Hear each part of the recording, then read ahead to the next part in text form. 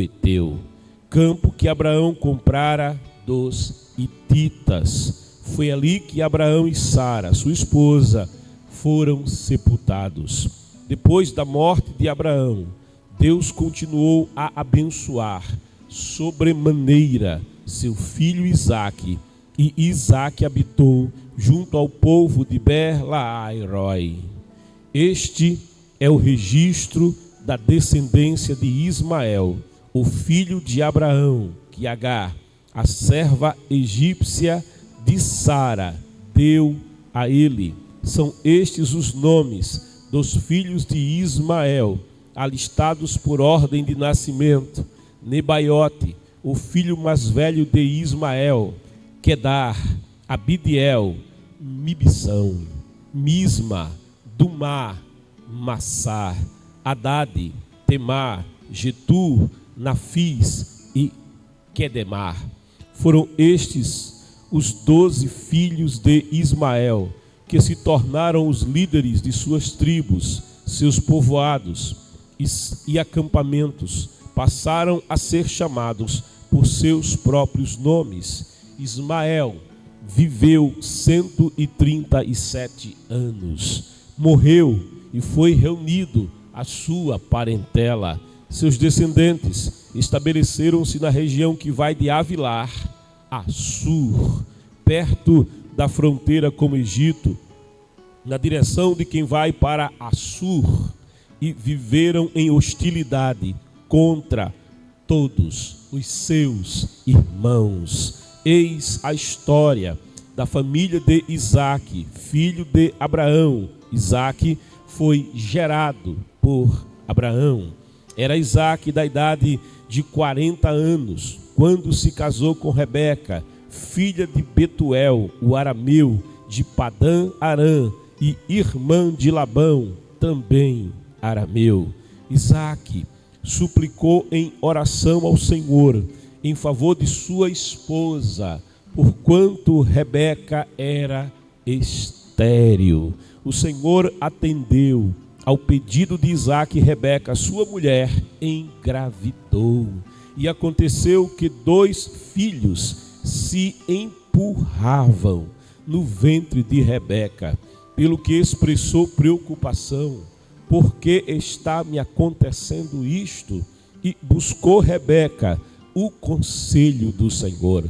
Então revelou-lhe o Senhor: 2 nações estão representadas em teu ventre, já desde as tuas entranhas 2 povos buscam a separação e viverão como inimigos. Um povo será mais forte que o outro, e o mais velho servirá ao mais moço. Quando chegou o tempo de dar à luz, eis que ela trazia gêmeos. O primeiro a sair era ruivo, e todo o seu corpo era como um manto de pelos. Por esse motivo lhe deram o nome de Esaú. Em seguida saiu seu irmão com a mão agarrada no calcanhar de Esaú, razão pela qual foi chamado de Jacó. Tinha Isaque 60 anos de idade quando Rebeca os deu à luz. Os meninos cresceram. Esaú tornou-se caçador, habilidoso, e vivia percorrendo os campos, ao passo que Jacó cuidava do rebanho, era pacato e vivia nas tendas. Isaque preferia Esaú, porque gostava de comer de suas caças. Rebeca, entretanto, preferia Jacó. Certa vez, quando Jacó preparava um ensopado, Esaú chegou esgotado e faminto do campo, e pediu-lhe: deixa-me comer desse cozido vermelho, pois estou com muita fome e exausto. Por isso, mais tarde, deram também a Esaú o nome de Edom, ou seja, vermelho. Então Jacó lhe propôs: vende-me primeiro teu direito de primogenitura. Ao que Esaú replicou: eis que vou morrer de que me servirá o direito de primogenitura? Jacó quis oficializar o ato. Jura-me primeiro, portanto. Esaú lhe jurou e vendeu seu direito de primogenitura a Jacó. Então Jacó deu pão e o ensopado de lentilhas. Ele comeu e bebeu até fartar-se. Levantou-se e partiu. Assim desprezou Esaú todos os seus direitos de filho mais velho. Aleluia. Queridos amados, nós estamos aqui em um momento de transição. É um momento de mudanças.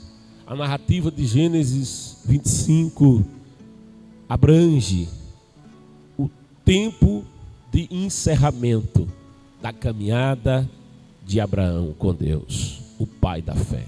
À altura dos 175 anos, Deus recolhe Abraão, como diz a palavra, em uma boa velhice, tendo andado com Deus um século inteiro na presença do Senhor.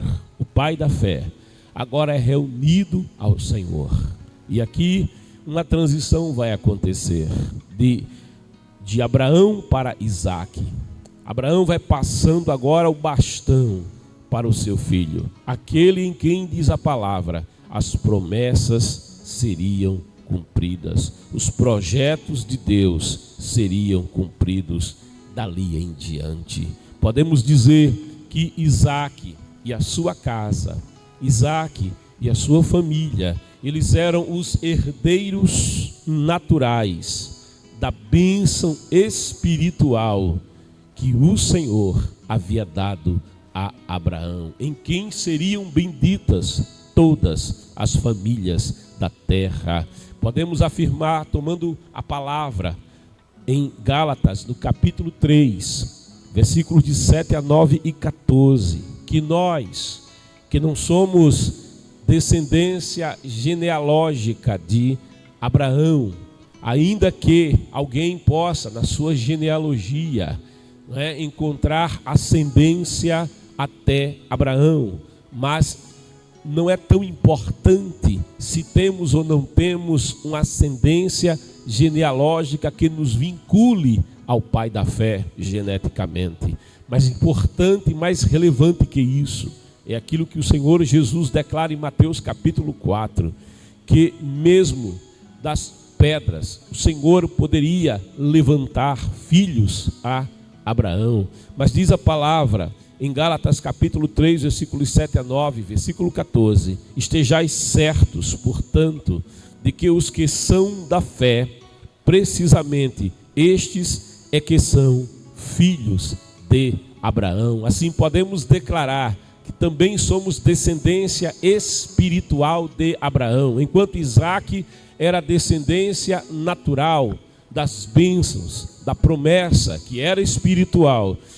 Pela fé, diz a palavra, aqueles que são da fé, precisamente estes é que são filhos de Abraão. Mais importante do que declarar aquilo que declaravam os judeus ali no Evangelho de João, quando debatiam com Jesus ali na altura do capítulo 7 e 8, afirmando serem eles descendência de Abraão e orgulhosos disto, o Senhor Jesus vai lhes mostrar que a verdadeira descendência de Abraão é aquela que segue os passos espirituais de Abraão, ou seja, que andam nos caminhos de Abraão, que guardam a fé, que guardam o conserto de Deus. Versículo 8 de Gálatas capítulo 3, versículo 8 declara: e a Escritura, prevendo que Deus iria justificar os não-judeus pela fé, anunciou com antecedência as boas novas a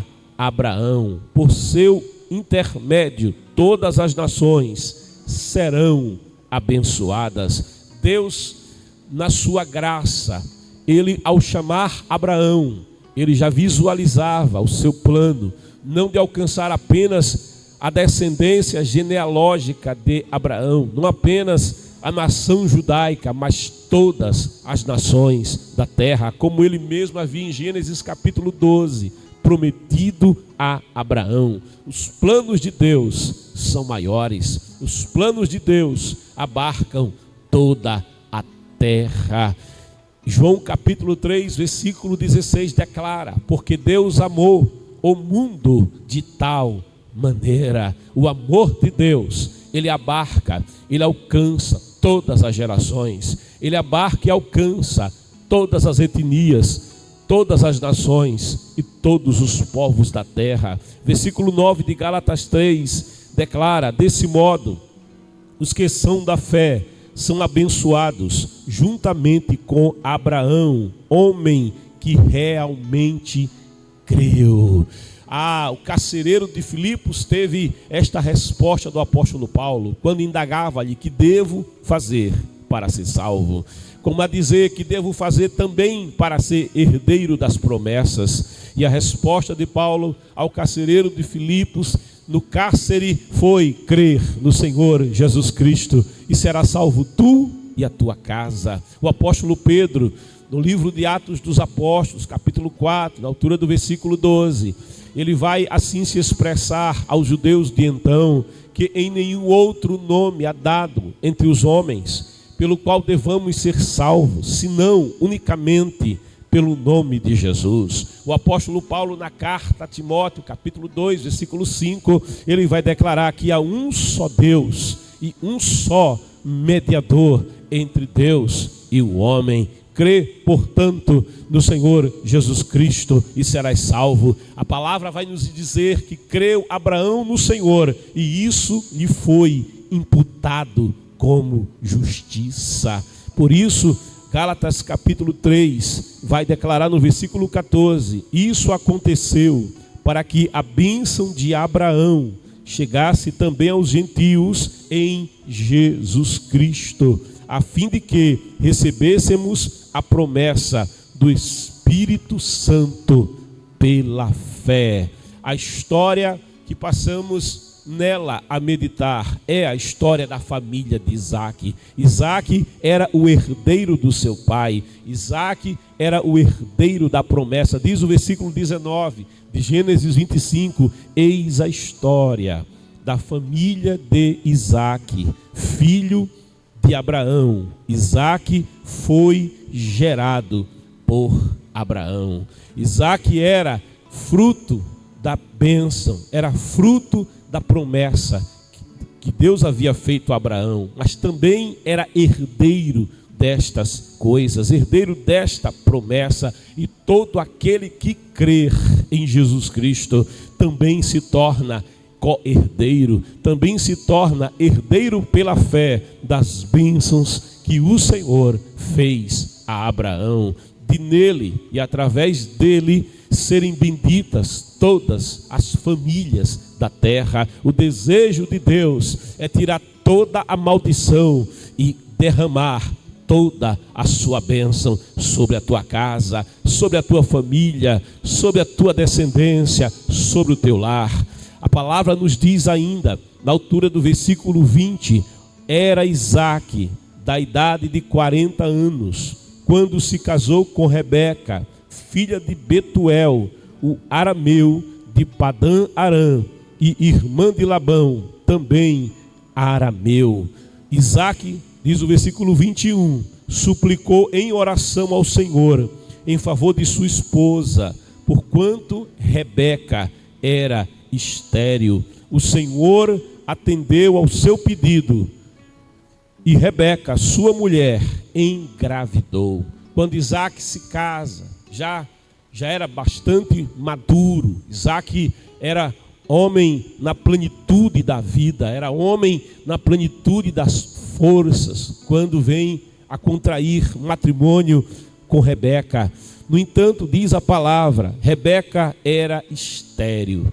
Curioso, Deus chama Abraão, e diz a palavra em Gênesis 11, que a esposa de Abraão, Sarai, ou Saraí, era estéril. Agora, quando o filho de Abraão também casa, e este é herdeiro das promessas, aquela mulher que é lhe dada por esposa, também escolha do Senhor para a vida de Isaac, porquanto na narrativa do capítulo anterior, nós vimos quando o servo de Abraão, Eliezer, ele vai até a fonte, e naquela fonte ele ora ao Senhor, dizendo: a moça, aquela que me der água para beber, aquela que também se dispuser a dar água aos camelos, esta é aquela moça que o Senhor escolheu. Sim, Deus escolheu Rebeca, mas olha só, Rebeca era estéril. Sabe,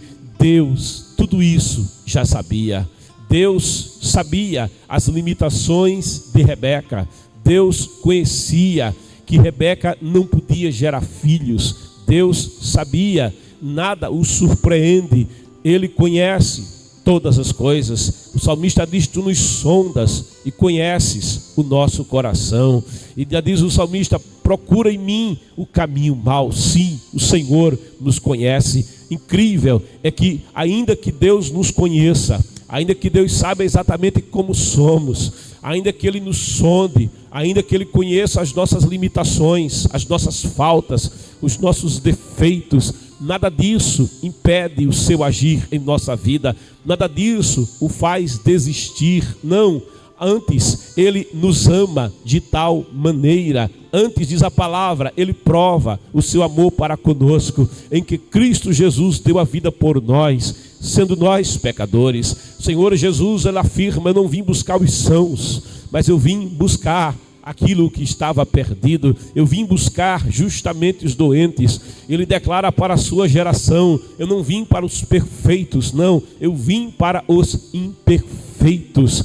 Ele veio buscar, e ele sabia que estava vindo buscar algo que era limitado, algo que estava quebrado, um vaso quebrado. Ele veio em busca deste vaso. Para ele, o fato do vaso estar quebrado, o fato do vaso estar rachado, não significa que está perdido. Não quando é colocado em suas mãos, nas mãos do oleiro. Ele restaura o que está quebrado. Ele dá vida àquilo que não tem vida. Ele faz nascer de novo. As suas promessas abarcam a nossa vida. A sua graça é maior. Se o pecado tem o poder de levar à morte, a graça de Deus em Cristo Jesus tem o poder não só de resgatar da morte, mas de nos dar o presente da verdadeira vida, a vida eterna, a sua salvação. Ainda que Rebeca fosse estéril, Deus a escolheu. Ainda que alguém tenha defeitos, eu posso te afirmar: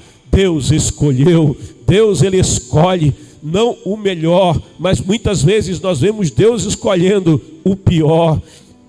E o fato de ser pior não impede que Deus escolha. O fato de ter, como diz Paulo, sou eu o maior dos pecadores. Paulo, o maior perseguidor da igreja. Paulo, aquele que arrastava a igreja primitiva ao cárcere. Isso não impediu que o Senhor o escolhesse e desse testemunho da sua escolha a respeito de Paulo, ao dizer: este é para mim, Ananias, vaso escolhido. É incrível como Deus, Ele pega as coisas, sabe, vis, e confunde aquelas coisas de alto valor. Como Ele olha para os que não são e Ele confunde os que são. Como Deus trabalha de forma diferenciada. Como Deus confunde a mente humana, e com isso Ele demonstra uma verdade: é que a graça é que nos salva, é que salvação não é mérito de quem é escolhido por Deus, não, antes a salvação é presente e merecido de Deus. Isso também demonstra que o poder e a glória pertencem unicamente ao Senhor. Como disse dele Jó, é dele o querer e é dele o efetuar. Os defeitos que o homem tem não impedem que ele seja alcançado pela graça de Deus. A Bíblia diz: salvação é graça, não vem pelas obras, não, antes é presente de Deus. Alguém quer o mérito para ser salvo, alguém é religioso buscando mérito para a sua salvação, alguém busca praticar obras, alguém busca se destacar mediante uma doutrina disciplinar religiosa para assim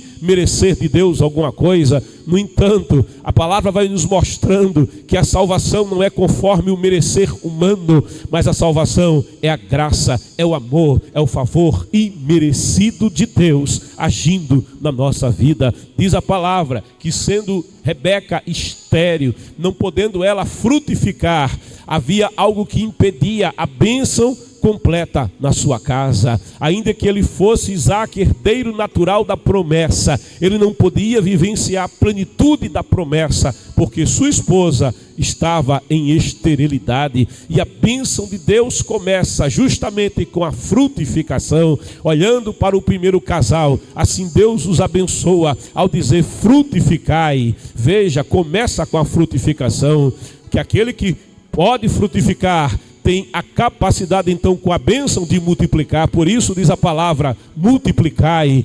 transbordai. Olha, a palavra vai num crescente, frutifica, multiplica, transborda. E aí o Senhor, naquela bênção ao primeiro casal, declara: dominai no céu, na terra, no mar. Para ter sujeição e domínio é preciso ter a frutificação. Começa com a frutificação. Ainda que herdeiro da promessa, Isaque e Rebeca não vivenciavam ainda a plenitude da promessa que haviam herdado. E diante daquela situação, o que faz Isaque? Diz a palavra que Isaque vai ao Senhor e suplica em oração. Isaque suplicou em oração ao Senhor. Isaque se coloca como mediador em causa da sua família. Isaque se coloca como intercessor em causa de sua esposa. Isaque está orando pela sua esposa. Isaque está orando pelo futuro da sua família. Isaque está buscando no Senhor, no Deus de Abraão, no Deus das promessas, resposta para a sua vida. Isaque vai pelo caminho da oração. Por certo, ele aprendeu com o pai da fé a conversar com Deus. Ele aprendeu essa lição com o seu pai, a dialogar com Deus, a colocar diante do Senhor todas as suas necessidades e ansiedades. Diz a palavra: lança sobre ele toda a vossa ansiedade, porquanto verdadeiramente ele tem cuidado de vós. Sabe, querido, onde os nossos pés não podem chegar, ali chega com toda certeza a oração. Oração, alguém já disse, ela move a mão que move todo o universo. A oração, ela soma a fraqueza e limitação humana, a força e todo o poder de Deus. Oração, ela junta a impossibilidade humana, o poder de Deus, aquele que pode todas as coisas, para quem não há impossível. Sabe, alguém também declarou que com esforço o homem trabalha, com oração é Deus quem trabalha. Então, se você trabalhar, mas também se você orar, você vai colher, junto com o fruto do teu esforço, a bênção do Senhor sobre o teu trabalho, sobre a tua vida. E diz a palavra que a bênção do Senhor faz dar certo. Então busca o Senhor em oração. Oração é uma arma de guerra espiritual. Quando oramos, estamos declarando guerra espiritual às batalhas da vida, aos problemas da vida, às vicissitudes, aos tempos tempestuosos, às dificuldades, às barreiras, aos levantes. Quando você se põe de joelho, ninguém é tão grande, ninguém é tão elevado quanto um crente de joelho. Uma rainha inglesa chegou a dizer: eu prefiro os canhões da Alemanha contra a Inglaterra, eu prefiro, junto com os canhões da Alemanha, os canhões da França, também voltados para a Inglaterra. Eu prefiro os canhões de toda a Europa, voltados contra a Inglaterra, a ter um só crente de joelhos, orando contra o meu governo, orando contra a Inglaterra. Ela com isso reconhecia o poder que tem aquele que ora, aquele que se derrama na presença do Todo-Poderoso.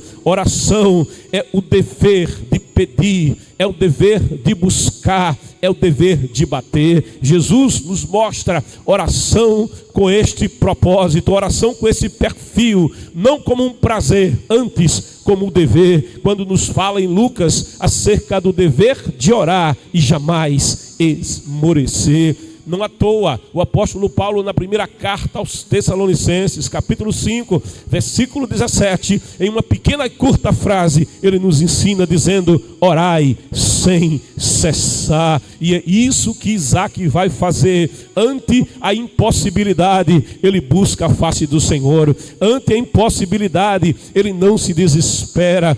Ante a impossibilidade, ele dobra joelhos. Ante a impossibilidade, ele lembra: eu sou filho da promessa, eu sou filho, eu sou herdeiro pela fé das promessas feitas a Abraão. E assim também é nos dias de hoje, na vida de todo aquele que crê, herdeiro da promessa em Cristo Jesus o Senhor. No versículo 24 declara: quando chegou o tempo de dar à luz, eis que ela trazia gêmeos. Deus ouviu a oração de Isaac. Deus atentou para a oração de Isaac. O salmista diz: esperei com paciência no Senhor, e Ele se inclinou para mim, Ele ouviu o meu clamor. A oração faz o Todo-Poderoso, a oração faz o Altíssimo se inclinar, porque Ele tem prazer em colocar os seus ouvidos bem ao alcance da boca daquele que clama. Olha, recebe a palavra, clama a mim, diz o Senhor, e eu te responderei. Começa a conversar com Deus, começa a contar para Deus, conta para Ele, fala para Ele, chama a atenção de Deus pela oração, porque Ele tem prazer em se inclinar para ouvir aquele que fala, aquele que coloca diante da sua face em oração as suas causas. Eclesiastes vai nos dizer que há um tempo perfeito de Deus para a nossa vida, há um tempo do seu agir, há um tempo em que Deus vai entrar em ação, e isso começa com você orando. Salmo 90, versículo 4 diz que para Ele 1000 anos é como o dia de ontem, é como a noite que passou. O tempo de Deus é o tempo Kairos. Deus não depende de calendário, Ele é maior que o calendário. Deus não depende que chegue o verão, Ele é maior, muito maior do que as estações da terra. Ele tem o controle do tempo, Ele passeia no tempo. Gálatas capítulo 6, versículo 9 nos ensina: e não nos desfaleçamos de fazer o bem, pois se não desistirmos, colheremos no tempo certo. Chega o tempo da colheita, aquela que era estéril vai engravidar, porque Deus escuta a oração. Aleluia, oh glória, Deus escuta a oração.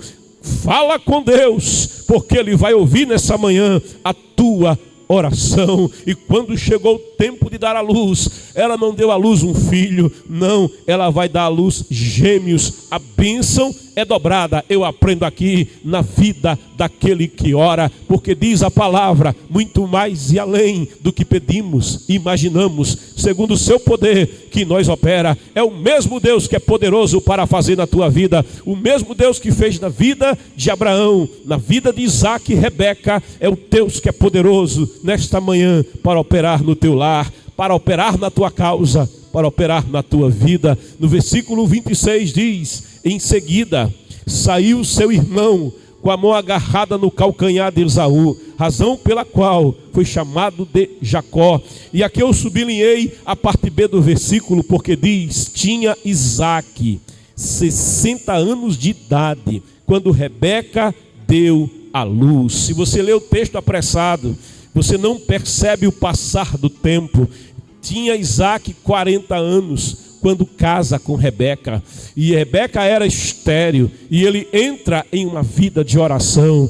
A Bíblia diz: levanta as mãos em defesa dos teus filhos, levanta as mãos em defesa da tua família. Isaque, em oração, ele se levanta em defesa da sua casa, em defesa das promessas nas quais ele era herdeiro. E 20 anos vão passar. Com 40 anos ele começa a buscar a face do Senhor, e na idade de 60 anos, a palavra diz, Rebeca deu à luz. Isaque vai passar 20 anos buscando, batendo, pedindo ao Senhor em oração. Mas também ele passa, e aqui é algo que é glorioso, ele passa 20 anos tendo experiências espirituais gloriosas em oração. Alguém já disse que muitas vezes parece que Deus, ele não atende de imediato ao pedido que lhe fazemos, ainda que seja apenas uma percepção humana, porquanto no seu tempo kairós, assim posso te afirmar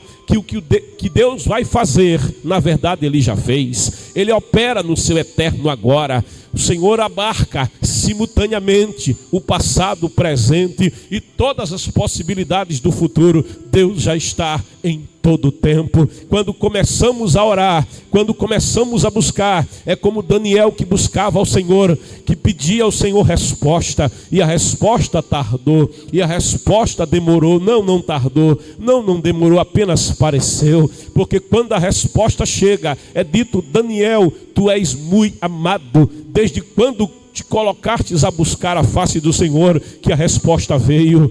Mas houve uma guerra espiritual que precisava ser travada antes que chegasse ao conhecimento de Daniel aquilo que em oração ele buscava. Sabe, uma experiência terá aquele que ora, uma experiência terá aquele que dedica-se à oração. Parece que Deus já disse, parece atrasar, Deus não atrasa, Deus não adianta, mas enquanto você ora, você se aproxima mais de Deus. Enquanto você ora, você recebe muito mais do que o que pede. Enquanto você ora, a tua fé está sendo moldada. Enquanto você ora, o teu caráter está sendo moldado. Enquanto você ora, a koinonia é maior. Enquanto você busca, nesta busca, você se aprofunda mais ainda no rio de águas vivas. Você mergulha ainda mais no rio do Espírito, na dimensão do Espírito. Enquanto você busca, enquanto você pede, você fala com Deus. E quanto mais você fala com Deus, mais de Deus você conhece, mais experiência você tem, mais sensibilidade espiritual te é conferida. A tua vida vai mudando, a tua convicção vai mudando, a tua mente vai mudando, teu coração vai mudando. Algo dentro de você está sendo mudado enquanto você busca, enquanto você pede e enquanto você ora. 20 anos que Isaque, ele conservou esta batalha em oração. Aprende a batalhar a batalha da oração. Salmo 84, versos de 10 a 12 diz: pois um dia em teus átrios vale mais que 1000. Em qualquer outro lugar estar recostado à porta da casa do meu Deus é melhor que morar nas tendas mais ricas dos ímpios, porquanto Deus o eterno é sol e escudo. O Senhor concede graça e glória. Ele nenhum bem recusa aos que vivem com integridade. Ó Senhor Todo-Poderoso, feliz o ser humano que em ti confia plenamente. Se um só dia na sua presença vale mais que 1000 em qualquer outro lugar, 20 anos na sua presença, quanto vale? Oh, aleluia, é incomparável. Você que anda na presença do Senhor, você que ouviu o chamado do Espírito Santo e fez uma aliança com Deus e entregou sua vida ao Senhor, isto é maravilhoso. A salvação foi te dada, teu nome foi escrito no livro da vida. Você deu o passo da fé, você deu o passo para a salvação. Mas olha, existe um caminho que te espera, existem águas mais profundas. Você estava à margem e você resolveu entrar no barco com ele, mas ele tem um convite para você. As águas mais profundas te esperam. Como eu faço para chegar às águas mais profundas, o caminho é a oração, o caminho é o envolvimento com a presença do Senhor. Neste envolvimento, revelações de Deus virão sobre a tua vida. Neste envolvimento, o Espírito Santo, ele vai abrir fontes interiores do teu ser, fontes que vão jorrar mais da presença de Deus.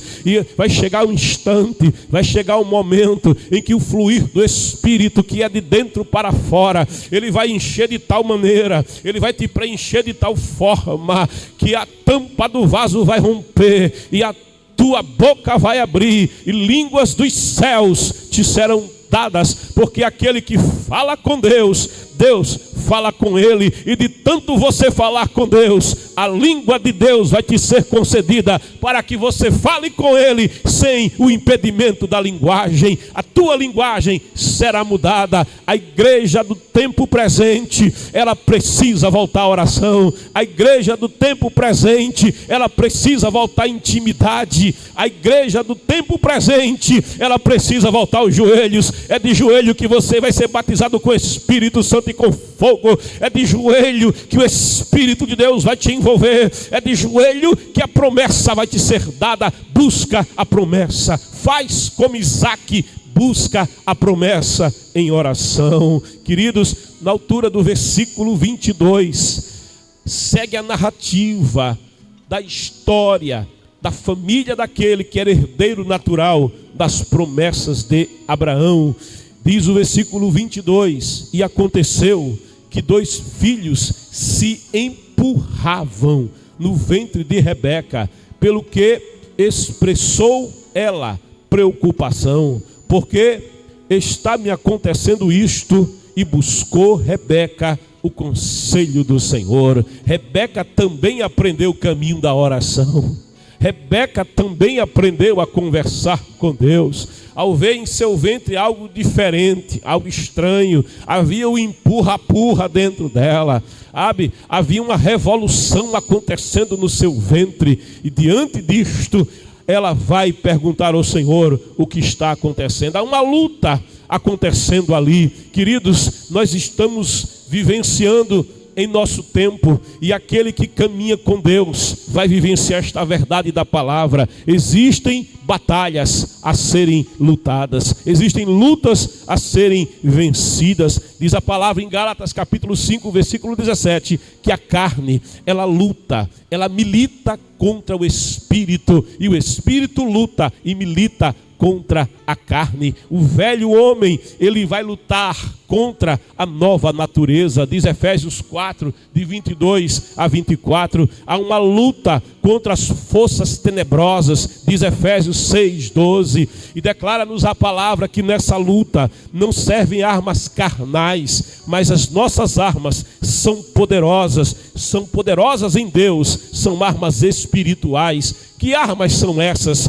Queridos, existem 3 armas principais que estão ao dispor daquele que luta as lutas espirituais. A primeira arma chama-se oração. A segunda arma chama-se jejum. Com o jejum você diz: eu tenho mais fome de comunhão com Deus do que eu tenho fome do que me serve o alimento terreno. Com o jejum você diz: eu quero me consagrar inteiramente ao Senhor, eu quero alimentar completamente o Espírito. E aquele que alimenta o seu Espírito, ele vai prevalecer sobre a sua própria natureza caída, sobre a carne. Não por acaso a palavra diz que devemos buscar ao Senhor sem cessar.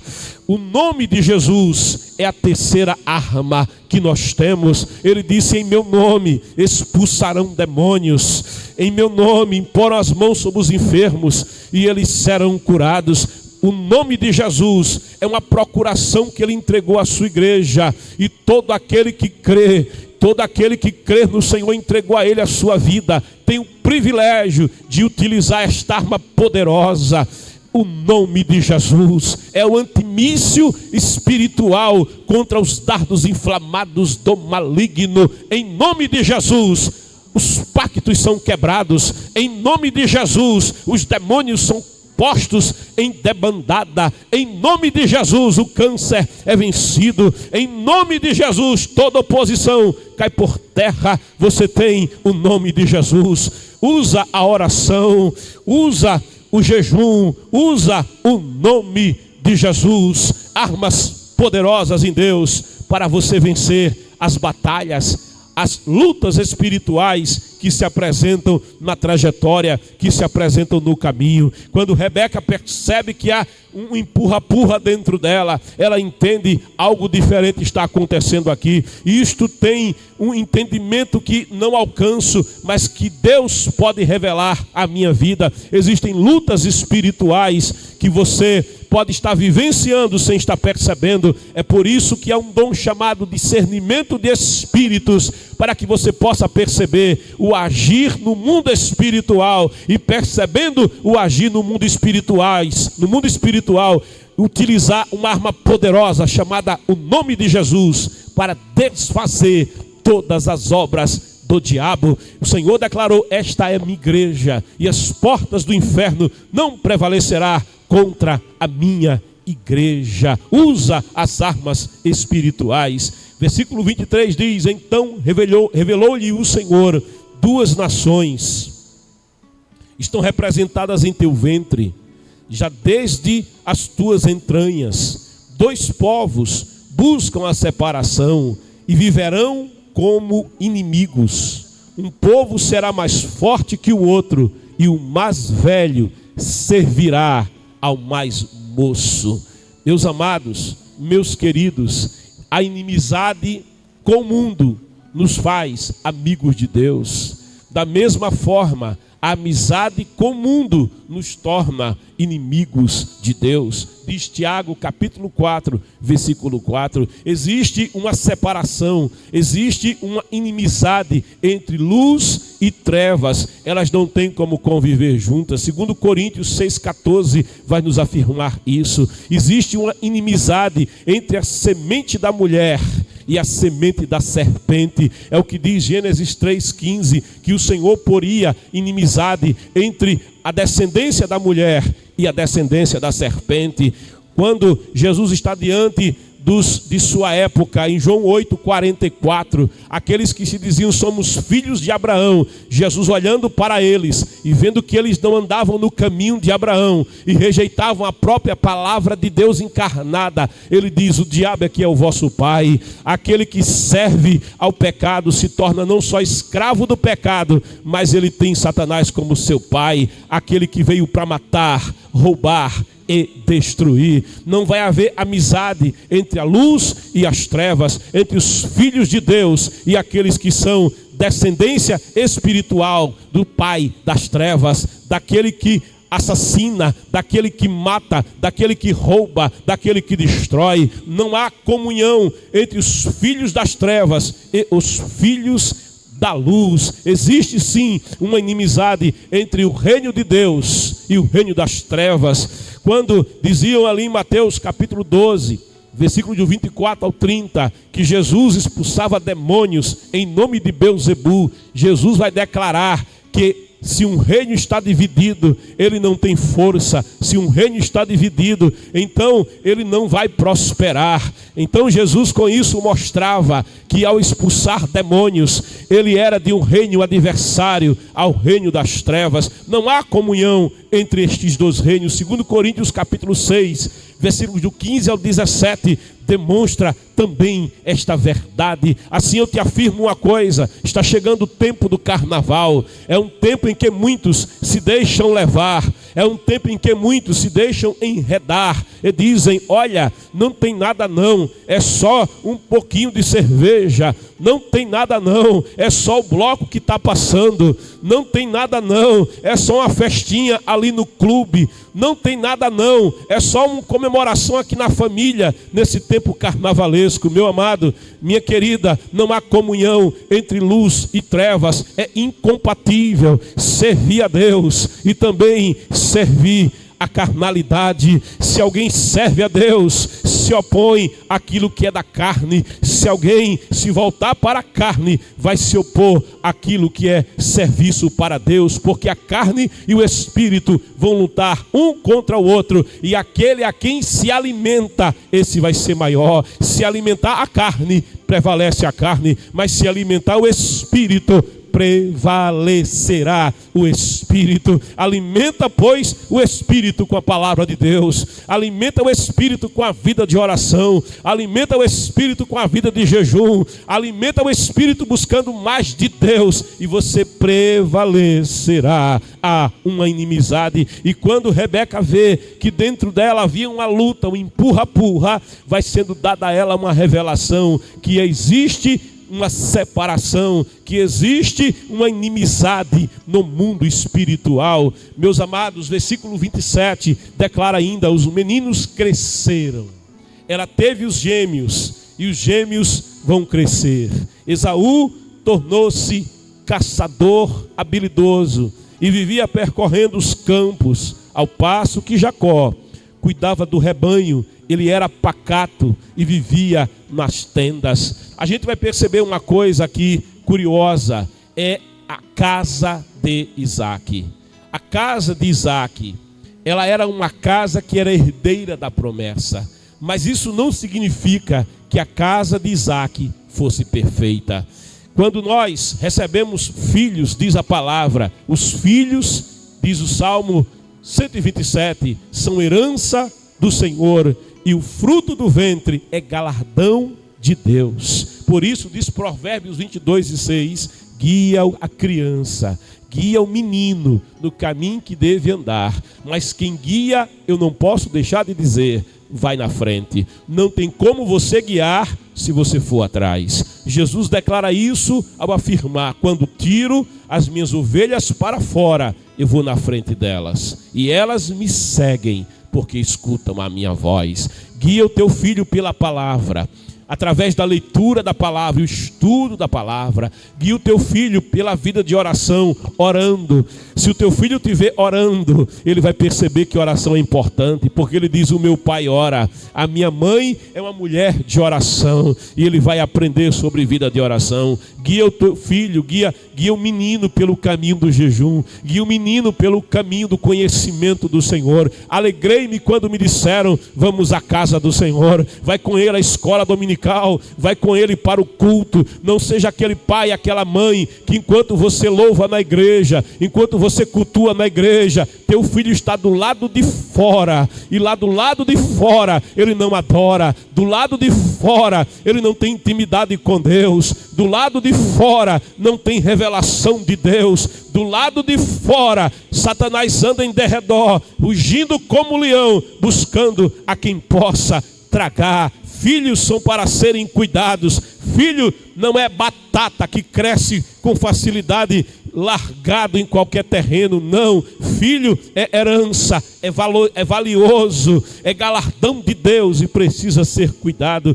Diz Deuteronômio no capítulo 11 acerca dos filhos, a partir do versículo 19 ao 21: ensinai os mandamentos do Senhor aos vossos filhos, conversando acerca deles, quando estiverdes sentados em casa, e nos momentos em que estiverdes andando pelos caminhos, ao ires deitardes, e quando vos levantardes para um novo dia, tu os escreverás nos umbrais da tua casa e nas tuas portas, para que vossos dias e os dias de vossos filhos se multipliquem em paz sobre a terra que o Senhor jurou dar aos vossos antepassados, e sejam tão numerosos como os dias durante os quais o céu permanecer sobre a terra. É tua missão,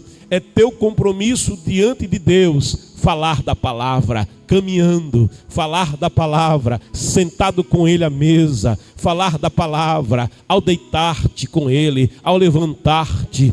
Fala da palavra para o teu filho, porque o crer vem pelo ouvir, e ouvir a palavra de Deus. Os filhos de Rebeca e Isaac cresceram. Esaú vai tomando um caminho, Jacó vai tomando outro caminho. E veja, no versículo 28 diz a palavra: Isaque preferia. E eu te disse, a casa de Isaque, ainda que fosse herdeira das promessas, ela não era uma casa perfeita. E aqui você vai percebendo os problemas que haviam aqui na casa de Isaque. Isaque preferia Esaú, porque gostava de comer de suas caças. Rebeca, entretanto, preferia Jacó. Deixa eu dizer uma coisa para você. Preferência egoísta entre filhos traz prejuízo. Preferência egoísta entre filhos traz desabores à família. Cuide para que o teu coração, ele egoisticamente, não venha a eleger um filho mais querido do que outro. E aqui eu te trago o exemplo de Gênesis 37, 3 e 4. Quando José diz claramente a palavra, tinha preferência de Jacó, por ser o filho de sua velhice. Jacó vem a pegar-se mais a José. Jacó vem a pegar-se mais ao filho daquela que ele amou tanto. Ele parece transferir aquele amor para José. Ele dá a José uma túnica colorida. Mais tarde, aquela túnica voltará para as mãos de Jacó, mas ela virá manchada de sangue. Ela virá rota, rasgada. Sabe por quê? Porque houve no coração de Jacó uma preferência egoísta por um de seus filhos em detrimento dos demais. Preferência é algo que diz respeito ao ego humano, diz respeito à conveniência humana. O que é que você prefere? Você prefere café só com açúcar ou você prefere café com leite? Aquilo que apetece melhor a você é o que você escolhe. Porém, filho não é café, filho é herança do Senhor. O fruto do ventre é galardão de Deus. Ama com amor os teus filhos, sem preferências egoístas. Diz o Senhor em João 13, 34 a 35, novo mandamento vos dou, que vos ameis. E diz a palavra, uns aos outros. E não diz a palavra que vos ameis uns mais que os outros, não. Mas aqui existe um equilíbrio, a temperança, que é fruto do Espírito. Vos ameis uns aos outros. Amar a Deus e ao próximo é a essência da palavra, como disse Jesus em Mateus 22, 36 a 40. Isto aqui é a essência da palavra. Isso aqui são a lei e os profetas. Ama a Deus, ama ao próximo. Sabe, se eu não amar ao próximo, aquele que eu vejo, como poderei então amar a Deus que eu não vejo? E essa é uma pergunta importante que está em 1 João 4 e 20. É primeiro aprendendo a amar o que vejo, que verdadeiramente irei amar aquilo que não vejo, aquilo que é espiritual. Sabe, eu te afirmo que Deus não tem filhos prediletos. Já vi muito debate a esse respeito. É verdade, é bíblico que Deus não tem preferência entre seus filhos à luz da palavra de Deus. Começando com João 3,16, diz a palavra: Deus amou o mundo de tal maneira. Ele não amou uma parte do mundo, ele não amou somente a nação de Israel, ele não amou apenas os Estados Unidos da América, ele não amou apenas a África, não. A palavra diz: ele amou o mundo de tal maneira que deu o seu Filho unigênito. Ele enviou o seu Filho não para condenar o mundo, mas para que todo mundo fosse salvo por ele. Tão grande e tão maravilhoso é o amor de Deus. E o amor de Deus, segundo Coríntios 6,18, também vai nos mostrar que Deus ama os seus filhos e Ele os ama indistintamente. Mas olha, não posso negar uma outra verdade. Se Deus amou o mundo de tal maneira e assim amou a todos, não se pode negar que há aqueles que se envolvem mais, que há aqueles que se apegam mais, que há aqueles que buscam mais. E o Senhor vai dizer que o reino é tomado à força. Provérbios 18, 24 diz isso, que há os que são mais chegados que um irmão, aqueles que vão ser mais apegados. Aprende-te ao Senhor, Agarra-te ao Senhor, aproxima-te do Senhor, envolve-te com o Senhor, porque diz o Salmo 91, porque a mim se agarrou, porque a mim se apegou com amor, diz a palavra, livrá-lo-ei e o glorificarei, porque creu no meu nome. O amor de Deus é para todos, e todos que se envolvem com Ele, todos que se abraçam com Ele, são abençoados por Ele. Seja aquele que se aproxima, seja aquele que quer mais de Deus, seja aquele que quer mais envolvimento com Deus. A palavra diz: conheçamos e busquemos conhecer mais a Deus. Busque o Senhor, seja mais chegado ao seu Deus. Uma coisa é certa, Mateus 11:25 declara que casa dividida, ela não tem força. Casa dividida, ela não prospera. Não permita divisão na tua família por causa de preferências egoístas. Na união, diz o Salmo 133, está a bênção do Senhor. Olha o que diz esse Salmo em 3 versos maravilhosos. Como é feliz e agradável observar quando os irmãos vivem em fraternidade. É como um bálsamo precioso derramado sobre a cabeça, que desce pela barba, como se fosse a barba de Arão, até a gola de suas vestes sacerdotais. É como o orvalho do Hermon, quando desce sobre os montes de Sião, porquanto ali o Senhor oferece a sua bênção, vida para hoje e por toda a eternidade. Aleluia, ama indistintamente. Oh glória, que haja equilíbrio na tua casa, porque casa dividida, casa rachada, significa também que os seus alicerces não são Cristo, mas ela foi edificada sobre areia, e casa edificada sobre areia, ela fica descompensada. Quando vierem as crises, ela vai ruir. Mas se ela estiver firmada em Cristo, a rocha eterna, a base fundamental, virão sobre ela as crises, mas ela permanecerá de pé, porque o seu fundamento é Cristo. Não se abala, mas permanece para sempre. Versículo 25 também declara: o primeiro a sair era ruivo, e todo o seu corpo era como um manto de pelos. Por esse motivo lhe deram o nome de Esaú. Olha que coisa curiosa. O primeiro que sai do ventre de Rebeca era ruivo, ou seja, avermelhado. O primeiro que sai do ventre de Rebeca tinha uma cobertura de pelo. Parecia que tinha uma pele sobre ele. E aqui há também uma simbologia espiritual para a nossa vida. Queridos, a cor do sangue já vai mostrando aquilo que diz Hebreus 9:22, que sem derramamento de sangue não há remissão de pecados. Esaú, o vermelho, nasce como que coberto por sangue, nasce como que com uma cobertura vermelha sobre ele. É como se houvesse uma proteção em torno da sua vida. Sabe, isto aponta para verdades espirituais profundas. Segundo João 1:29 e 36, 1 Pedro 1:19, 29 e Apocalipse 13:8, nos diz a palavra que Jesus, ele é o Cordeiro morto antes da fundação do mundo. Quando Deus, lá no princípio, ele planejou fazer o homem, ele sabia que o homem iria cair, ele sabia que o homem iria pecar, ele sabia que o homem faria uma má escolha, e escolhas têm consequência. Ele sabia que o vaso que ele fez com tanto amor e carinho escolheria cair, e na sua queda iria quebrar. Mas Deus não desiste do vaso.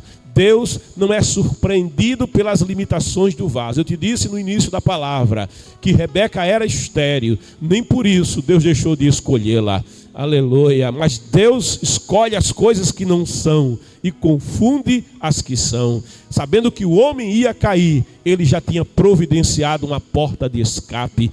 Deus já tinha um plano. Deixa eu falar algo de Deus para você. Deus tem um plano de salvação para a tua vida. Deus tem um plano de salvação para a tua família. Deus tem um plano de resgate eterno que alcança você. Jesus é o Cordeiro morto desde antes da fundação do mundo. E ao se matar um cordeiro, o sangue também é vertido. Sabe, antes que o mundo fosse feito, e Deus já tinha providenciado para si cordeiro. Como disse Abraão em Gênesis 22 a Isaque: o Senhor proverá para si cordeiro, meu filho. Na verdade, Deus já tinha provido para si cordeiro. E lá no Moriá, preso entre os arbustos, pelos chifres, estava o cordeiro que Deus tinha provido para salvar a vida de Isaque. Já há um cordeiro provido também para salvar a tua vida. Jesus é o Cordeiro de Deus, de modo que quando Esaú nasce, ele já nasce com a cobertura prévia sobre a sua vida. Ele é ruivo, há um pelo ruivo sobre ele. Sabe, a graça, eu te afirmo que é favor imerecido, ela dá cobertura prévia do sangue de Jesus, mesmo antes que o homem caia, mesmo antes que o homem tropece, mesmo antes que o homem falhe. Deus, diz a palavra, prova o seu amor para conosco, em que Cristo Jesus deu sua vida por nós, sendo nós pecadores. Efésios 2, de 8 a 10, declara essa graça. Pela graça sois salvos, por meio da fé. Não vem de vocês, não é mérito de vocês, é dom de Deus. 1 Pedro 19 e 29 afirma que esse cordeiro morto, antes da fundação do mundo, o seu sangue nos comprou, e ele é mais valioso que o ouro, ele é mais valioso que a prata, porque você é valioso para Deus. Quando o primeiro casal cai no Éden, diz a palavra, o Senhor os vestiu. Deus não deixou eles nu. A queda deixa o homem nu, o pecado deixa o homem nu, o pecado expõe o homem à vergonha, o pecado degrada o homem. Mas quando o homem estava nu e ouvindo a voz de Deus, se esconde de Deus. Imagina, o homem que antes tinha comunhão e prazer na visitação da presença do Senhor, no pecado, ele passa a se esconder de Deus, ele passa a ter medo da presença de Deus, ele se vê constrangido pela sua nudez, a nudez da queda, a vergonha que traz o pecado. E quando o homem se vê nu, ele não quer estar na presença de Deus. Querido, o pecado verdadeiramente, ele faz separação entre o homem e Deus. Mas o Senhor, vendo o homem nu, ele providenciou-lhe vestes. Deus vestiu o primeiro casal, cobrindo-os da nudez da queda. Gênesis capítulo 3, versículo 21. Sabe, é como se Esaú, ao nascer, ele já nascesse com uma cobertura. Isso é uma graça. Pela graça sois salvos. Ele já nasce com a cobertura de sangue. Isso fala da graça de Deus, que fez o homem não para condenar o homem, mas ele fez o homem, ele deu vida ao homem para que o homem viva na sua presença, para que o homem desfrute o melhor da terra, para que o homem desfrute o melhor de Deus. É o desejo de Deus, não que o homem sofra. É o desejo de Deus, não que o homem viva debaixo de opressão e pecados, não que o homem viva degradado, mas é o desejo de Deus que o homem seja feliz. Eu vou dizer uma verdade de Deus para você: o desejo de Deus é que você seja feliz. O desejo de Deus é que a tua família seja feliz. O desejo de Deus é que você conheça a verdadeira paz. Ia passando Jesus em João 1, 29 e 30, e aponta o dedo João Batista, e com a revelação do Espírito ele diz: eis aí o Cordeiro de Deus que tira o pecado do mundo. Queridos, para que você entenda esta verdade espiritual, eu me lembro que em uma fazenda, 2 ovelhas deram cria, porém um dos cordeiros nascido veio a morrer, e aquela ovelha que tinha dado cria cheia de leite chorou o seu cordeiro morto. No entanto, a outra ovelha que havia dado também cria no parto, ela veio a falecer. E aquele cordeiro nascido agora chorava também, porque ele não tinha a sua mãe, ele não tinha quem lhe desse leite. E o dono da fazenda, vendo agora uma ovelha enlutada pelo cordeiro morto que ela tinha perdido, e vendo agora um cordeiro enlutado pela sua mãe que tinha morrido, ele ficou preocupado. Mas uma ideia lhe veio, uma ideia lhe surgiu à mente.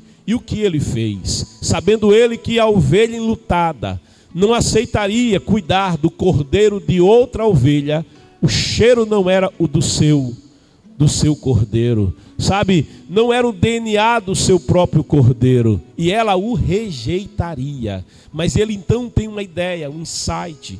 Ele pega aquele cordeiro que tinha morrido e ele remove sua pele. E tirando a pele do cordeiro morto, ele pega o cordeiro vivo que não tinha a quem lhe desse amamentação e cuidado, e ele cobre com a pele do cordeiro morto o cordeirinho que ainda estava vivo, e faz com que agora aquele cordeirinho com a cobertura da pele do cordeiro morto se aproxime daquela ovelha enlutada. E quando aquela ovelha vê a proximidade do cordeiro que não era seu, do cordeiro que era de outra, mas olhando para ele, ela sente o cheiro da pele, o cheiro da cobertura do seu filho morto sobre o cordeiro vivo, e aquilo faz com que o coração daquela ovelha se derreta, e ela então aceita, ela então recebe aquele cordeiro vivo, porque o cheiro do seu cordeiro morto, o cheiro do seu filho, trazia para ela uma condição propícia para receber aquilo que não era seu, para receber aquilo que era de outro. Então aquela ovelha, ela cuida, ela amamenta, sabe? Ela zela por aquele cordeirinho que não era seu. Deixa eu dizer uma coisa aqui. Quando João olha para Jesus e diz: eis o Cordeiro de Deus que tira o pecado do mundo, é que aquele cordeiro daria a vida no lugar do pecador. Aquele cordeiro teria a pele esfolada no lugar do pecador. Aquele cordeiro verteria toda a sua vida. Aquele cordeiro verteria todo o seu sangue lá na cruz do Calvário, e aquele sangue serviria de cobertura para o pecador. Aquele sangue cobriria de tal maneira o pecador, que quando Deus eterno olhasse para o pecador arrependido, quando Deus eterno olhasse para o pecador que crê no Cordeiro de Deus que tira o pecado do mundo, aquele que é o caminho, a verdade e a vida, ele não veria mais os pecados do pecador, mas ele veria a cobertura do sangue do Cordeiro morto na cruz do Calvário. A palavra diz que Jesus Cristo, ele é a propiciação pelos nossos pecados. Na primeira carta de João 2:1, a cobertura de Jesus está sobre aquele que crê. A cobertura de Jesus torna aquele que crê propício diante de Deus, ainda que réu de morte por causa do pecado, mas coberto pelo sangue de Jesus, é purificado de todo o pecado e se torna filho de Deus. Assim como aquele cordeiro vivo, coberto com a pele do cordeiro morto, vai ser adotado pela ovelha, Deus também adota todo aquele que crê no seu Filho e recebe a cobertura da graça do sangue vertido lá na cruz do Calvário, de modo que quando nasce Esaú, ele já nasce com essa graça, com essa cobertura, e ele verdadeiramente era aquele que foi coberto com a graça de Deus. 26 declara: em seguida saiu seu irmão com a mão agarrada no calcanhar de Esaú, razão pela qual foi chamado Jacó. Tinha Isaque 60 anos de idade quando Rebeca os deu à luz. O nome Iacove significa agarrar. Iacove é o que agarra, e todo aquele que é agarrado pelo calcanhar cai. Aqui é uma simbologia espiritual que quero dividir com você. Agarrado pelo calcanhar tropeça. Agarrado pelo calcanhar não tem como avançar, fica preso. Gênesis 3, de 7 a 11, vai nos dizer que a semente da mulher, em inimizade com a semente da serpente, vai pisar a serpente, e a serpente vai ferir justamente o calcanhar. O calcanhar declara que há uma condição de queda para o homem. Agarrado pelo pecado, fica-se prisioneiro e escravo. Imagine alguém que é aguilhoado no pé, ainda que tente ir muito longe, não vai, porque tem um grilhão que prende o seu pé, tem um grilhão que lhe prende e não pode ele escapar, porque está preso no grilhão, e o grilhão se apoia no calcanhar para prendê-lo. Aquele que serve ao pecado se torna aguilhoado pelo pecado. Paulo, em Romanos 7:24, falando daquilo que agarra, ele diz: quem me livrará do corpo desta morte? Aquele que cometia assassino no mundo antigo, havia um castigo máximo para o assassino. Eles tomavam o corpo do que foi assassinado e amarravam ao corpo do assassino, de modo que aquele assassino agora teria que conviver com um cadáver que estava apodrecendo, amarrado às suas costas. À medida que aquele cadáver apodrecia, também ia adoecendo o assassino, e morria então o assassino por conta do apodrecimento daquele cadáver. O apóstolo Paulo, ele diz que a natureza caída é como aquilo que se agarrou no pecador, e por isso o apóstolo Paulo declara: quem me livrará do corpo desta morte? Mas Paulo sabe a resposta, e a resposta lhe é dada, porque ele diz: Jesus Cristo, ele me livrará de todo o pecado. Jesus é aquele que liberta, Jesus é aquele que dá liberdade. Se pois o Filho vos libertar, verdadeiramente sereis livres. Ferido no calcanhar, ao pisar a cabeça da serpente, assim acontecerá o escape da nossa salvação. Jesus será ferido lá na cruz, as suas feridas vão produzir saúde. Ele foi ferido por causa das nossas transgressões, ele foi moído, diz o profeta Isaías, por causa das nossas iniquidades. O castigo que nos traz a paz estava sobre ele, os seus ferimentos é para a nossa salvação. Mas a palavra tem uma promessa feita para a descendência de Abraão pela fé. Diz assim a palavra, em Romanos 16:20: e sem demora, o Deus da paz esmagará Satanás debaixo dos vossos pés.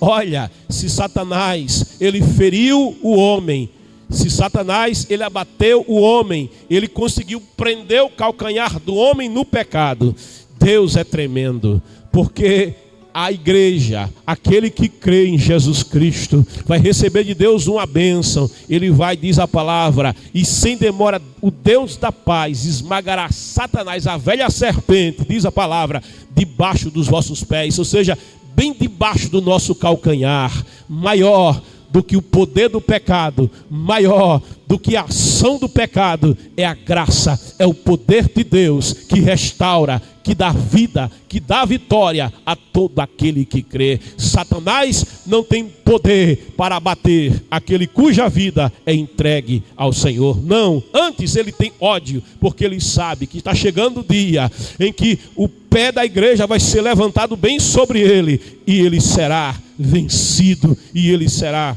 esmagado, agarrado em luta com Deus. Mais tarde, Jacó, ele vai ver a face do Senhor. Em Gênesis 32:26-30, Jacó também é o que agarra, mas Jacó, uma vez que se vê perdido, Jacó, uma vez que se vê em uma vida de enganos, de erros e de pecados, ele vai ter um encontro com o Senhor. E quando ele tem esse privilégio de encontro com o Senhor, ele vai se agarrar com o Senhor da madrugada. Ele vai se agarrar com o Senhor de tal maneira que, diz a palavra, vai haver uma luta. E aquilo não era Jacó lutando com Deus, não. Era Deus lutando contra a velha natureza de Jacó. De modo que quando o sol levanta, as trevas são dissipadas na presença dele. Ele olha para Jacó e diz: me solta, eu preciso ir. Mas Jacó, que é o que se agarra, ele se agarra de tal maneira que diz: eu não te largo. É como Pedro olhando para Jesus dizendo: para onde iremos nós, se somente tu tens palavra de salvação, se somente tu tens palavra de vida eterna. Pedro sabia, nenhum outro nome é dado entre os homens pelo qual devamos ser salvos. Jacó, pela fé, se agarra com aquela presença e diz: eu também não te largo, enquanto o Senhor não mudar a minha vida, enquanto o Senhor não me abençoar. Se nesta manhã você se agarrar com o mesmo Deus, se nessa manhã você se agarrar com a presença do Senhor, tua vida também será mudada, porque o Senhor olha para ele e diz: como é o teu nome? E agora ele está na presença do Senhor, o seu coração está sendo mudado. Ele não vai dizer: eu sou Esaú, ele não vai servir-se mais do engano, mas ele vai dizer: eu sou Jacó, eu sou aquele que agarrou, eu sou aquele que derrubou, eu sou aquele que ludibriou e também foi ludibriado, eu sou aquele. Ele não foge a quem ele é. O Senhor olha para ele e diz: o teu nome não vai ser mais Jacó, é um novo nascimento chegando na vida de Jacó. Eu vou mudar o teu nome, eu vou mudar a tua história, porque a mim se apegou com amor, diz a palavra, livrá-lo-ei. Jacó está recebendo mudança e regeneração, agarrado com o Senhor. Como é o teu nome? Jacó. Teu nome não é mais Jacó, teu nome é Israel, porque como príncipe lutaste com Deus e prevaleceste. Todo aquele, toda aquela que entra nessa batalha espiritual com Deus, não entra para perder, mas entra para vencer. Batalhe nessa manhã a batalha espiritual com Deus, porque você não vai ser derrotado, mas vitória de Deus estará sobre a tua vida. Jacó sai mancando da batalha, sabe, não firma bem o pé, mas ele diz: eu vi a face do Senhor, eu vi a face de Deus, e a sua vida foi salva. Aleluia. Queridos, amados, a partir do versículo 29, nós temos aqui uma grande escolha que será feita. Porque diz a narrativa: certa vez, quando Jacó preparava o ensopado, Esaú chegou esgotado e faminto do campo e pediu-lhe: deixa-me comer desse cozido vermelho, pois estou com muita fome e exausto. Por isso, mais tarde, deram também a Esaú o nome de Edom, ou seja, vermelho. Então Jacó lhe propôs: vende-me primeiro teu direito de primogenitura. Ao que Esaú replicou: eis que vou morrer, de que me servirá o direito de primogenitura? Infelizmente, Esaú, ele não foi aquele que amou as coisas espirituais. Infelizmente, no seu caminho, Esaú, ele não se envolveu com as coisas espirituais. E aqui eu te disse, a casa de Isaac não era perfeita. A casa de Isaac tinha problemas. A casa de Isaac tinha preferências. Esaú foi aquele que era o filho do papai, mas ele era filho do papai Isaac, mas ele deixou de ser filho do papai do céu. E diz a palavra que, estando com fome, ele feita uma proposta por Jacó: olha, me dá aquilo que é a promessa na tua vida, me dá aquilo que você vai herdar de Abraão, que você vai herdar de Isaac. E isso por um prato de lentilhas, isso por um prato de ensopado. A palavra diz em Mateus capítulo 4, versículo 4: nem só de pão viverá o homem, mas de toda palavra que sai da boca de Deus. Sabe, quando deixamos de nos guiar pela palavra e passamos a ser guiados pelo estômago, ou seja, pelas coisas materiais, nós começamos a fazer más escolhas. A palavra diz que o justo, pela fé, ele viverá. Hebreus 2:4, Romanos 1:17, a nossa fé nos dará vida, e vida em Cristo Jesus em abundância. Jesus, ele declarou: eu sou o pão da vida, aquele que come desse pão saciará a sede. Ele diz: aquele que come desse pão também saciará a fome. Este pão, ele não só sacia a fome, mas ele também sacia a sede. Jacó está fazendo uma proposta para Esaú, mas Esaú, ele não se atenta para as coisas espirituais. Antes, ele se atenta apenas para as coisas materiais, e ele se esquece que o Deus de Abraão, ele poderia prover a sua necessidade. O alimento desconhecido que Jesus tinha, e os discípulos não conheciam, em João 4, 32 e 34, quando ele diz: eu tenho um alimento que vocês não conhecem. E eles ficam se questionando: que alimento será esse? Será que alguém deu alimento para Jesus? Ninguém deu alimento para Jesus. Antes, meu querido, Jesus diz: eu tenho uma comida e um alimento especial, é fazer a vontade do meu Pai. Aleluia. É nele que vivemos, é nele que nos movemos e é nele que existimos. Não há morte na sua presença. Oh glória, antes ele tem a vida. Esaú está dizendo: eu vou morrer. Isso é porque ele não conhecia verdadeiramente era o Deus de Abraão, era o Deus de Isaac, mas não era o Deus de Esaú. Jacó, diz o versículo 33, Jacó quis oficializar o ato, o acerto, o acordo. Jura-me primeiro, portanto. Esaú lhe jurou e vendeu, olha que palavra terrível, e vendeu seu direito de primogenitura a Jacó. Ele está vendendo o seu direito às promessas aqui. Olha, Mateus 6, 24, falando de bens materiais, aqueles que mercadejam. Diz a palavra, não podeis servir a dois senhores. Não podeis servir a Deus e aos bens materiais, a Deus e à riqueza. O amor, não é o dinheiro, mas é o amor aos bens materiais. O amor ao dinheiro, o amor a coisas materiais, diz a palavra, é a raiz de todos os males. E muitos se transpassam com dores por causa dessas coisas. É o que ensina Paulo a Timóteo. 1 Timóteo 6 e 10, aquele moço rico de Lucas, capítulo 18 a 30, que encontra Jesus e pergunta: que devo fazer, mestre, para ser salvo? E Jesus lhe cita os mandamentos. Ele diz: tudo isso tenho feito desde a minha meninice. Então, quando Jesus diz: então te livra das riquezas, dá aos pobres e me segue, terás no céu um tesouro. Mas diz a palavra, isso pesou muito, porque ele tinha muitas riquezas. E na verdade, o primeiro mandamento na sua vida já estava comprometido: amarás o Senhor teu Deus acima de todos os bens materiais, acima de todas as coisas, com todas as tuas forças, com toda a tua emoção, com todo o teu coração, com todo o teu entendimento. E aqui ele tinha substituído o verdadeiro Deus por Mamon, o verdadeiro Deus pelas posses, o verdadeiro Deus pelas riquezas.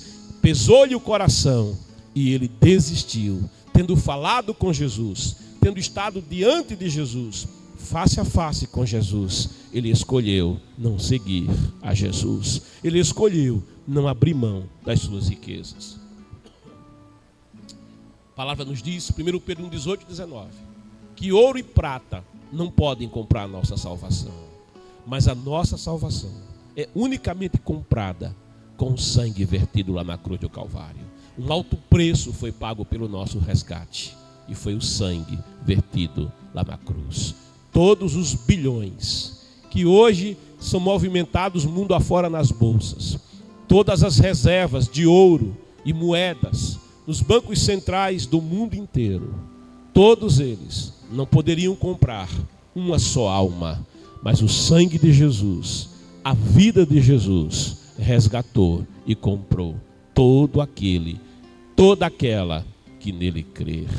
Queridos, um homem muito rico recebeu a visita de um pastor em sua empresa, depois que aquele pastor insistiu muito em falar com ele. Foi, voltou, e quando finalmente aquele homem rico deu acesso ao seu gabinete, aquele pastor disse: pastor, o senhor tem 5 minutos para o senhor falar o que o senhor quiser falar.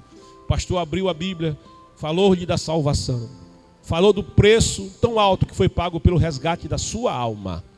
E o homem olhava para o relógio e dizia: pastor, o seu tempo está acabando. E quando o pastor só tinha 1 minuto, o pastor parou a palavra. E aquele homem rico disse para o pastor: pastor, me diga uma coisa, quanto eu devo dar para ser parte da sua igreja?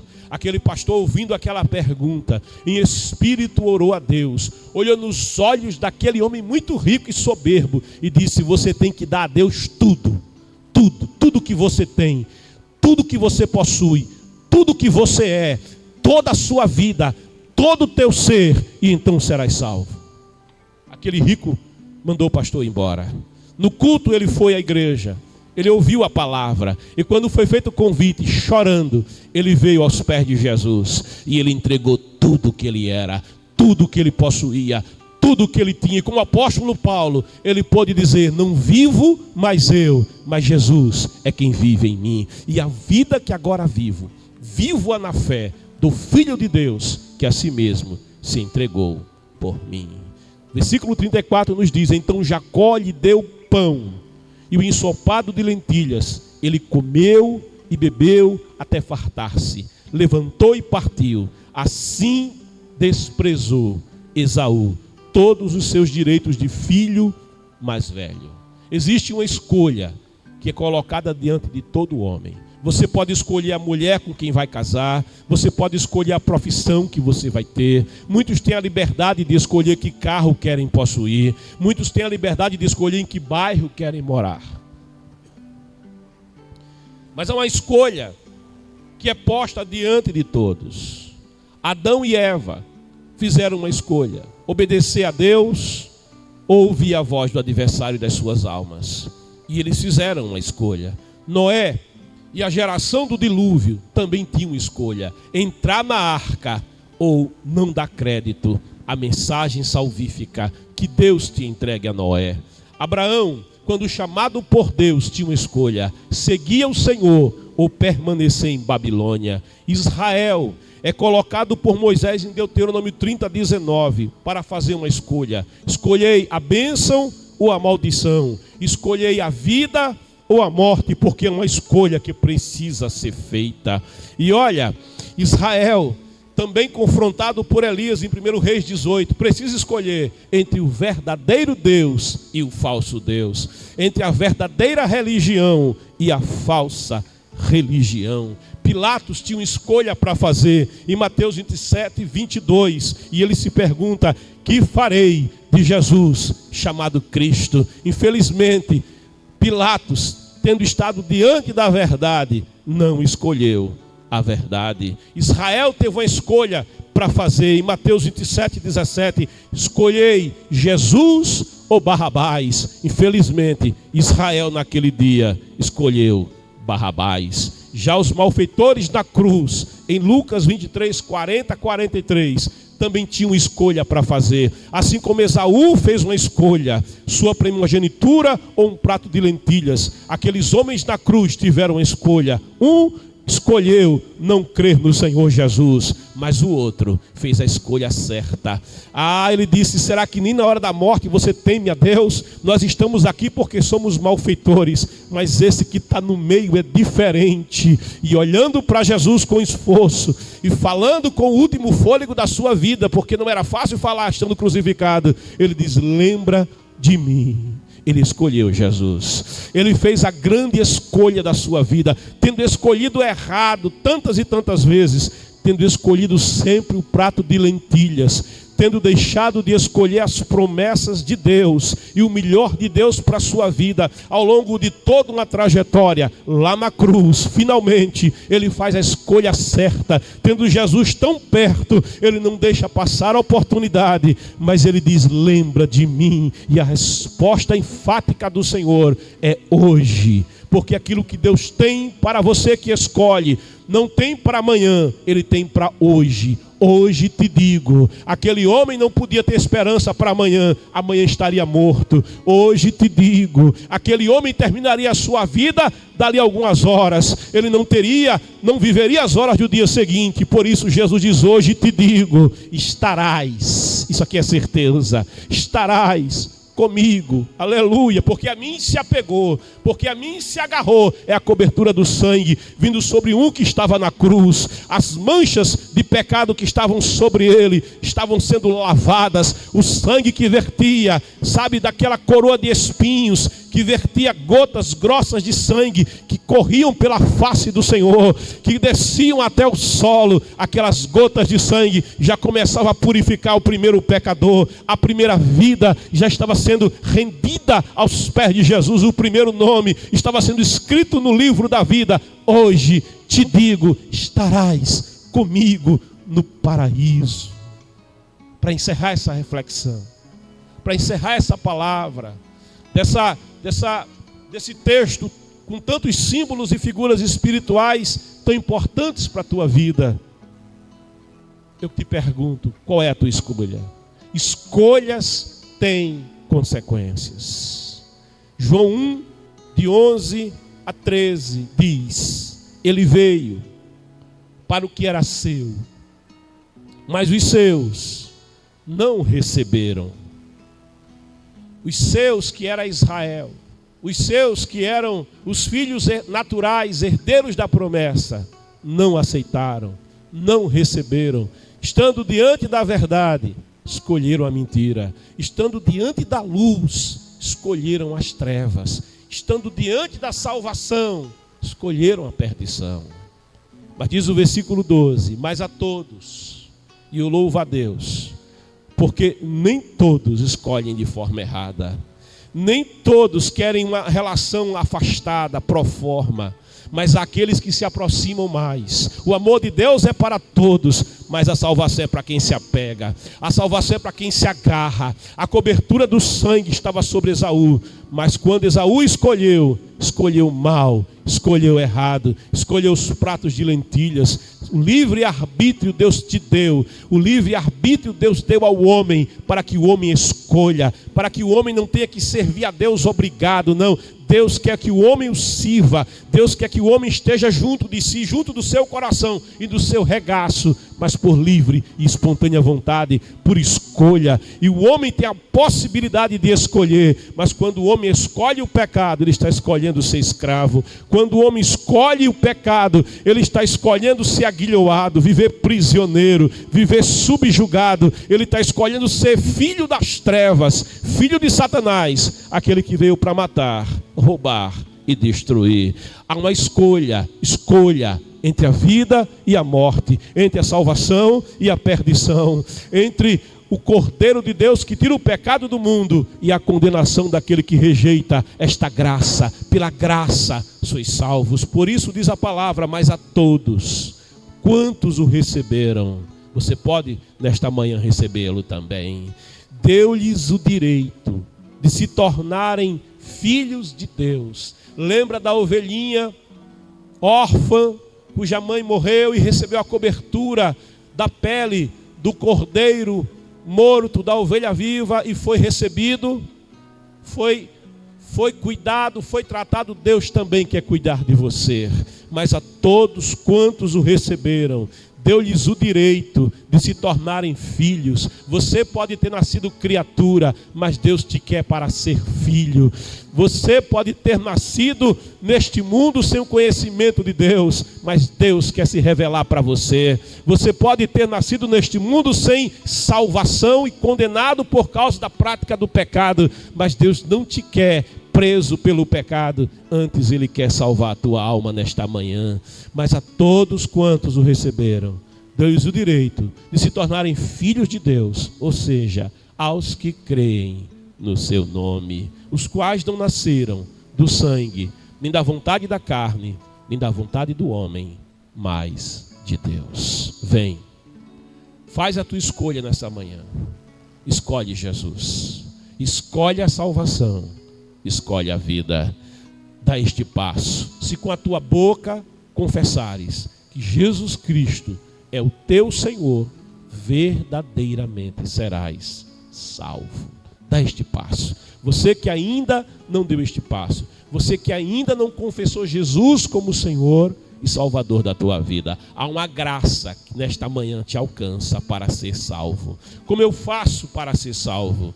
Crê no Senhor Jesus Cristo. Escreva no chat.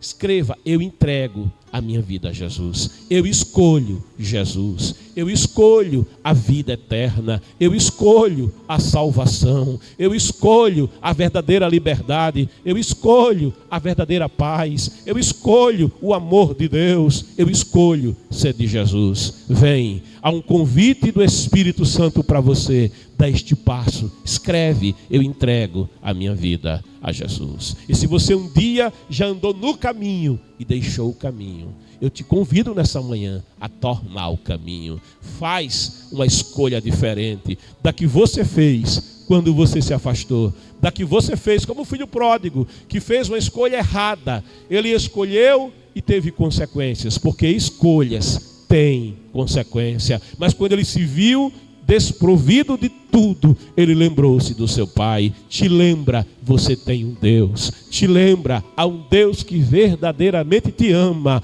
Há um Deus que está disposto a redimir a tua alma. Ele lembrou-se, ele mudou a sua vida ao mudar também a sua decisão. E ele voltou para a casa do pai. E o pai, outra vez, o recebeu. E o pai mandou lavar-lhe toda a putrefação do pecado, deu a ele vestes talares, alimentou com o pão da vida.